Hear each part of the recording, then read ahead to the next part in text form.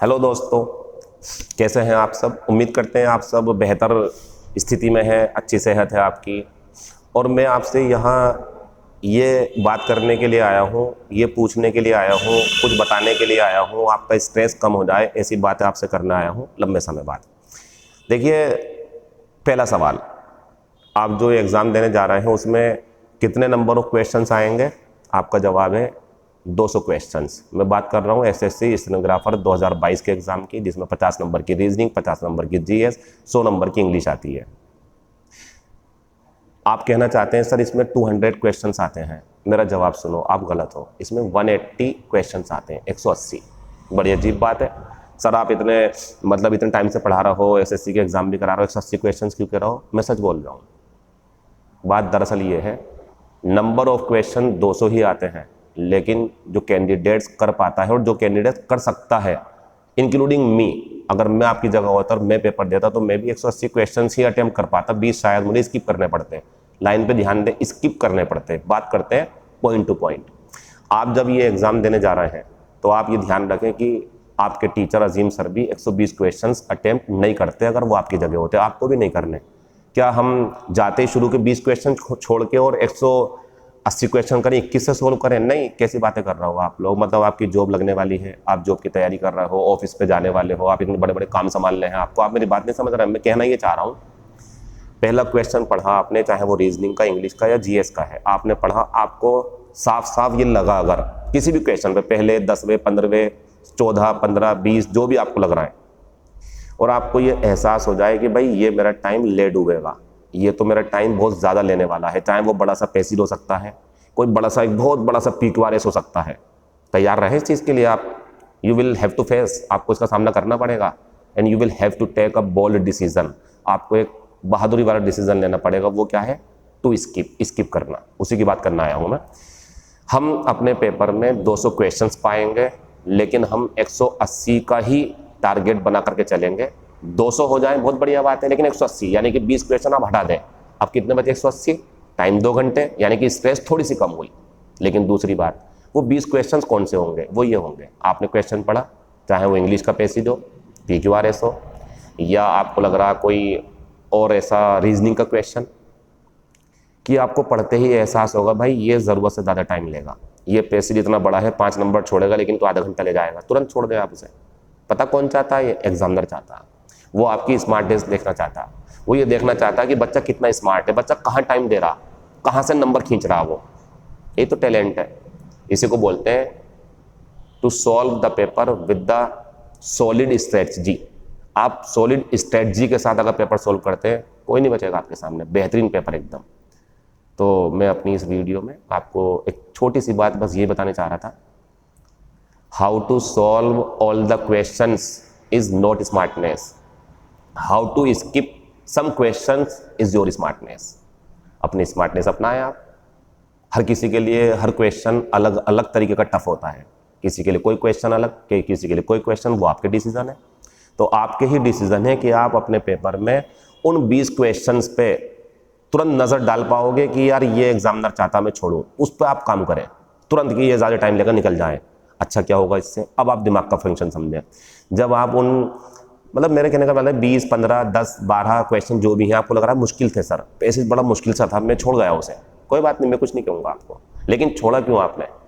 क्योंकि बाद में करना है उसे। टाइम बचा तो कर लेंगे, नहीं बचा तो कोई बात नहीं, 180 क्वेश्चन में घूम चुके हैं। अब सुने, हमारे दिमाग का फंक्शन, हमारे दिमाग के काम करने का तरीका ये होता है, आप आजमाना मेरी बात, आप प्रैक्टिस से लगा भी चुके हैं, आपको जरूरत नहीं प्रैक्टिस से लगाने की। अब एंजॉय करें। आप एंजॉय कैसे करना वो भी हम समझाएंगे। पहले ये सुने, आप कैसे सोल्व करना पेपर। आपने देखा, आपने रीजनिंग के 10 क्वेश्चन सोल्व करे, पता आपका दिमाग अभी अपनी बेस्ट परफॉर्मेंस पर नहीं पहुंचा है। ये हमारे दिमाग का फंक्शन है।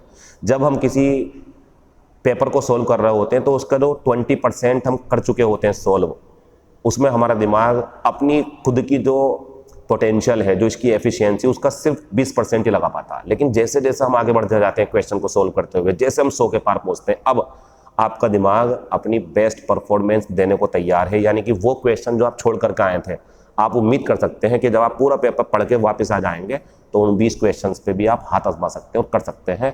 शर्त स्पीड आपकी बढ़िया होनी चाहिए। कैसे होगी बढ़िया? कौन सा छोड़ना है तुरंत डिसीजन लें।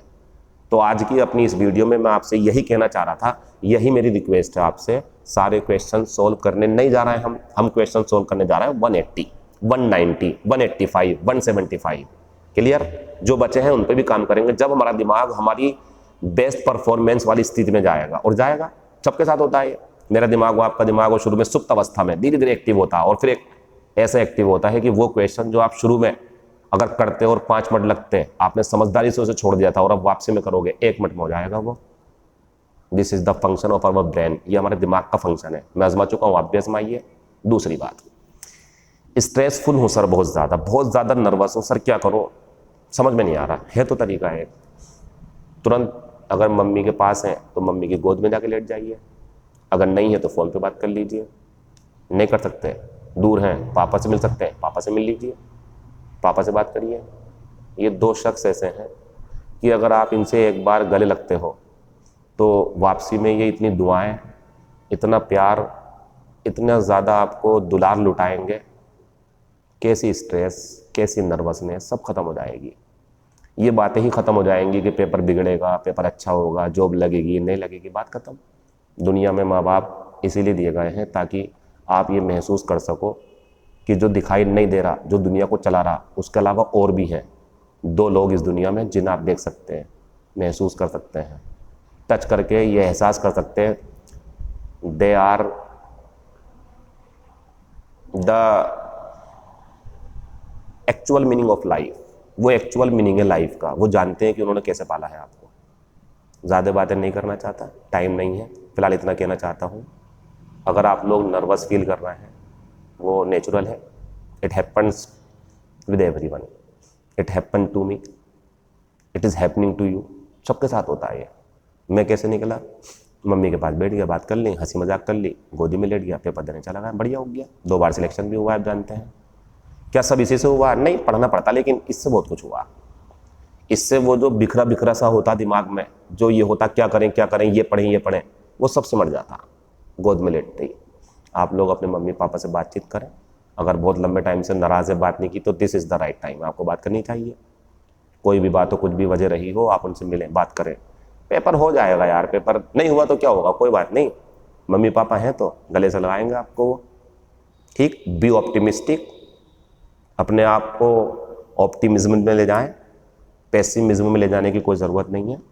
ये 2 लोग दुनिया में ऐसे हैं, आप कितने भी पेपरों के द्वारा नकार दिए जाओ, आपके सारे पेपर बेकार हो जाएं, दे आर ऑलवेज रेडी, वो हमेशा तैयार है टू हग यू, आपको गले लगाने के लिए।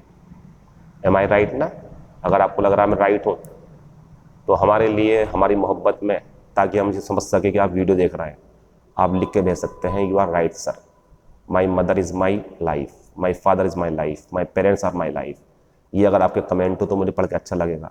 मुझे अच्छा लगेगा कि बच्चे समझदार हैं, बच्चे मैच्योर हैं, बच्चों को टेंशन नहीं है कामयाब नाकामयाब होने की। बच्चों को टेंशन है कि मम्मी पापा हैं हमारे पास, यानी उनके कदर है उनकी। बातें मेरी ख़त्म हो गई। All the very very very very best from the bottom of my heart. और मुझे उम्मीद है आप, अगर 1000 बच्चे, 2000 बच्चे मेरे पास से जा रहे हैं, वाकई में कुछ बच्चे अभी फुल्ली प्रिपेयर्ड नहीं है, लेकिन कोशिश करें आप।